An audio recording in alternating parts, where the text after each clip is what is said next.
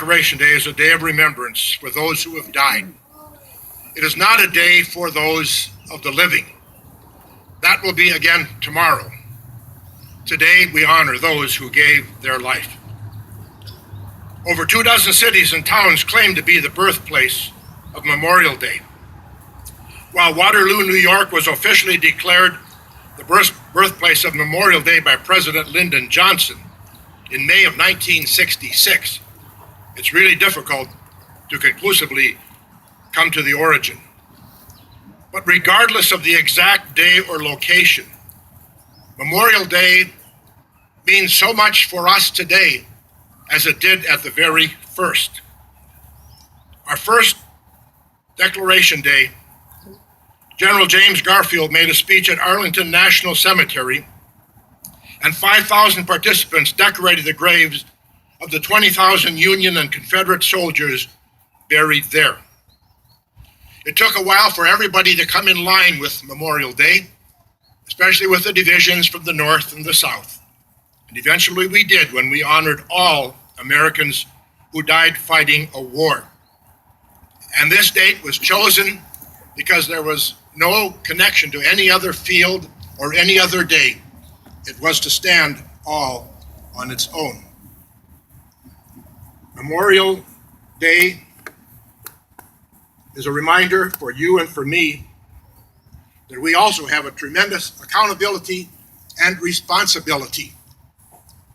These men and women who gave their lives and died for us in all the history of this land have done so that you and I could live the best and most noble life possible. In Saving Private Ryan, the movie starts with what I think is the entire meaning of the entire movie. Private Ryan was standing at the grave of the captain, played by Tom Hanks, and asked his wife, "Honey, have I been a good person? Have I lived a wonderful life?" In other words, he was asking, was my life worth saving? The sacrifice that those men made on my behalf, did I live up to their expectations? And dear friends, that's the part for you and me that begins again tomorrow. If you are a Jewish person, be the best Jewish American citizen you can. If you are a member of the Muslim faith, be the best Muslim American citizen that you can. If you are a Christian, be the best American Christian citizen that you can. And if you're an atheist, be, for God's sakes, the best atheist you can, American citizen. Because that's what it's all about. We have this wonderful right and privilege laid out for us in the USS Dorchester, when those 4 chaplains gave their life preservers that 4 other soldiers could live. They were all different faiths. And that's the beauty of this wonderful country. So God bless you, not today. God bless you tomorrow.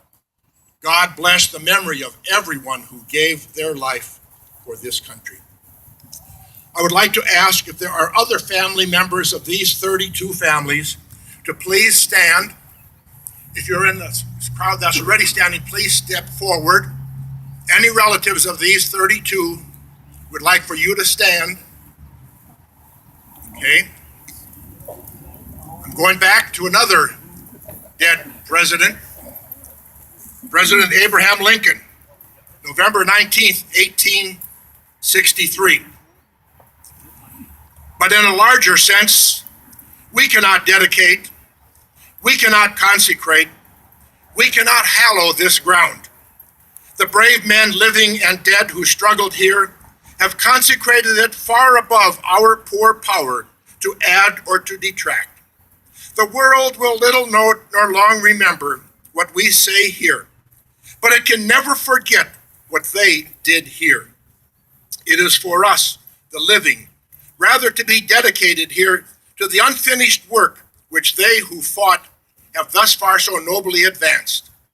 It is rather for us here to be dedicated to the great task remaining before us, that from these honored dead, we take increased devotion to that cause for which they gave the last full measure of devotion, that we here highly resolve that these dead shall not have died in vain, that this nation under God shall have a new birth of freedom, that government of the people, by the people, for the people, shall not perish from the earth. And from that Gettysburg Address, now to the dedication of today's memorial. In the loving memory and with great honor of the men and women who so faithfully sacrificed their lives for the rights and freedoms of this great land, in tender remembrance of the sacrifice, grief, and hurt and suffering of their beloved families, and in honor of all veterans who have served, are serving, and will serve, we dedicate this Veterans Memorial in the friendly city of Edina, in the great state of Minnesota, in the incomparable United States of America, this Memorial Day, May 25th, 2015.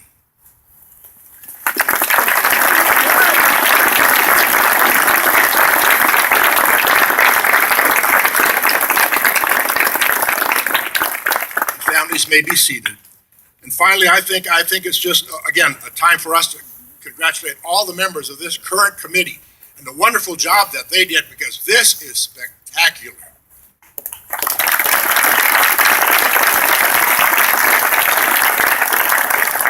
Thank you, Chaplain. Scott, do you want to take us?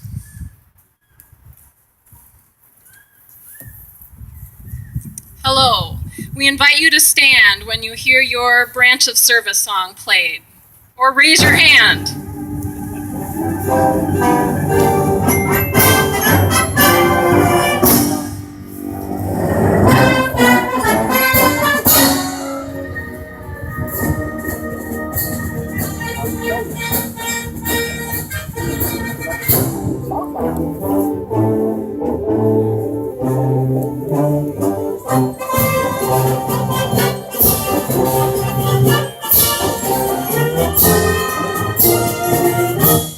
The United States Army.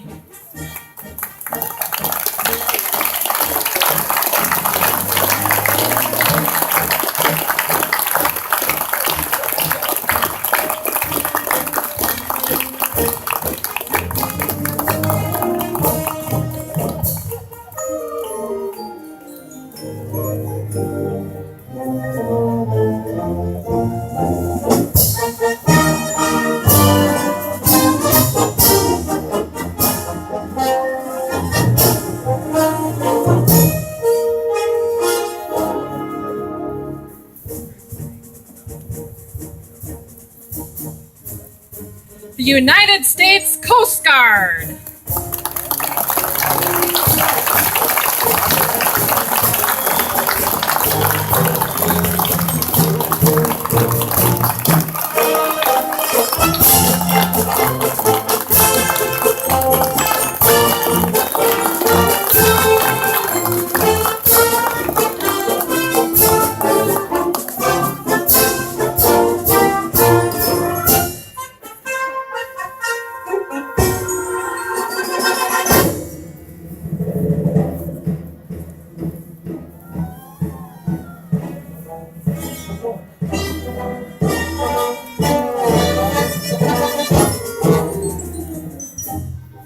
The United States Air Force.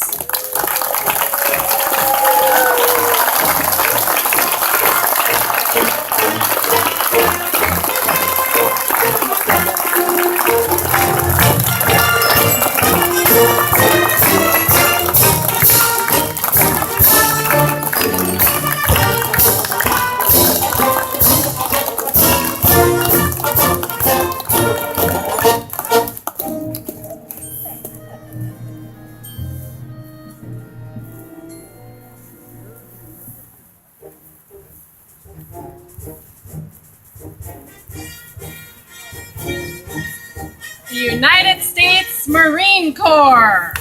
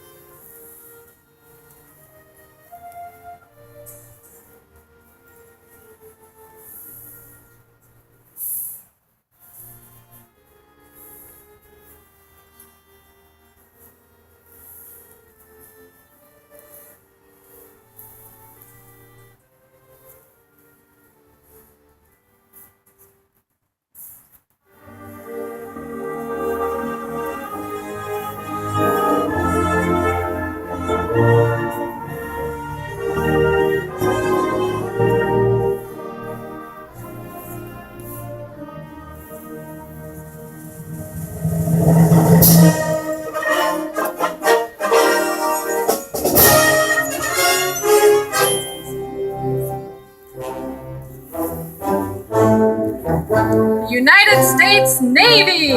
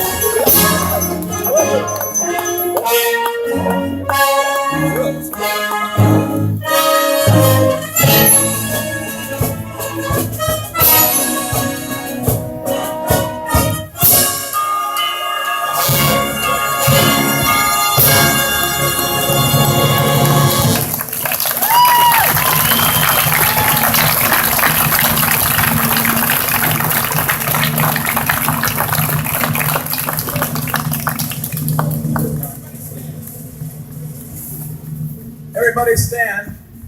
Sing our anthem from your heart.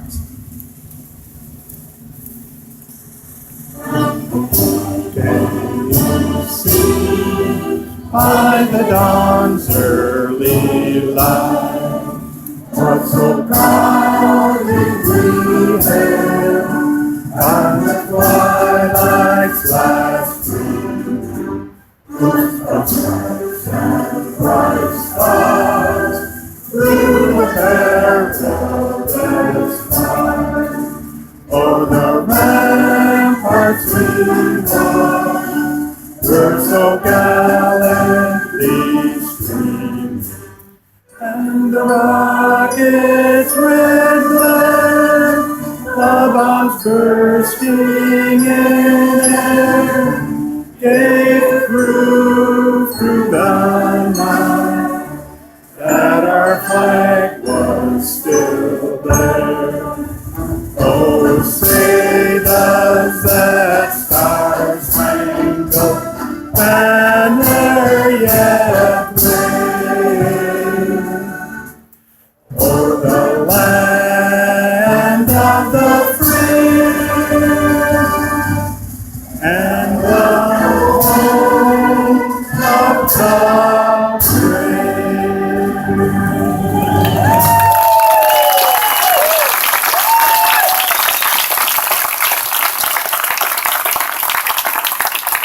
We should probably give out a big round of applause to Scott Crosby and the First John Philip Sousa Memorial Band.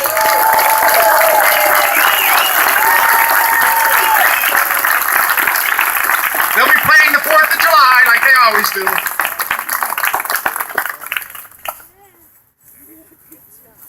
So in preparing for this wonderful, you can sit down, please. And for preparing for this wonderful dedication, I was visiting with a friend about the Edina Veterans Memorial, and he shared with me a letter that his brother Tom wrote about his namesake, Uncle Tom, his 88-year-old father's brother, a brother who was killed in 1945 during World War II. I read the letter, and I think it summarizes why we are here on this Memorial Day, paying our respects to our veterans. Please let me take a few minutes to read Tom Murray's letter, which he sent it into the Star Tribune, and it made the front page of the editorial today, too. Each day of the year in some way is a Memorial Day for me. Every time someone calls my name, I remember my namesake, Tommy Murray. In April of 1945, my father and his classmates at St. John's High School in Bancroft, Iowa, were startled by the sound of a church bell somberly ringing at the nearby Catholic church. The parish priest rang the bell at his first knowledge of the passing of one of the parishioners. One bell for every year of that person's life.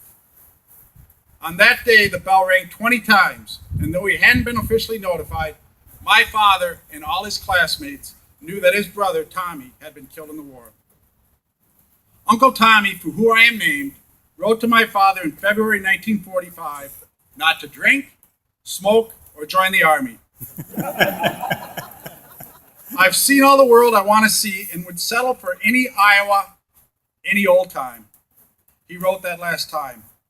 The rest of the letter was filled with pleasantries of life at the time in the Philippines. Soldiers had been ordered not to share the grim reality of war for fear of upsetting their families. 2 months later, he was shot to death in an ambush as he was following a tank unit through a narrow pass in Luzon en route to Bajau in the Philippines. They called him a hero, but the reaction of Bancroft, the garden spot of Iowa, a town of 1,200, was actually described by Harold Clark, the editor of the Bancroft Register, who wrote a poem entitled Tommy. Don't say a world moved, a nation rose on Tommy's death. Just say he smiles no more, and he is cold as winter's breath. He is no more. Though he was youth, his story ends. He did the things he must for home and friends. Don't say he gave his life or sought the light of some ideal.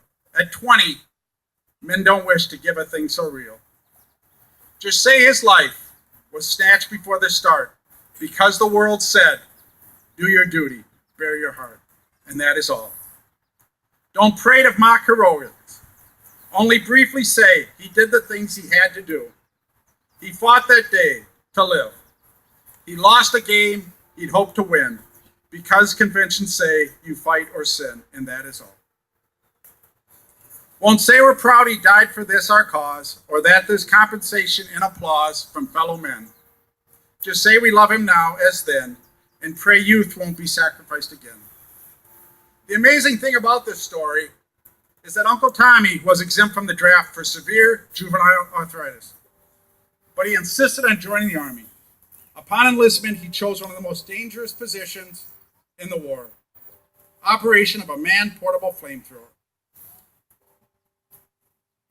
We owe a great deal to our veterans, and this memorial allows us a place to remember and in some small way show our appreciation for their sacrifices. Thank you again to our speakers, the many donors, all of you for coming out today to dedicate this wonderful Edina Veterans Memorial.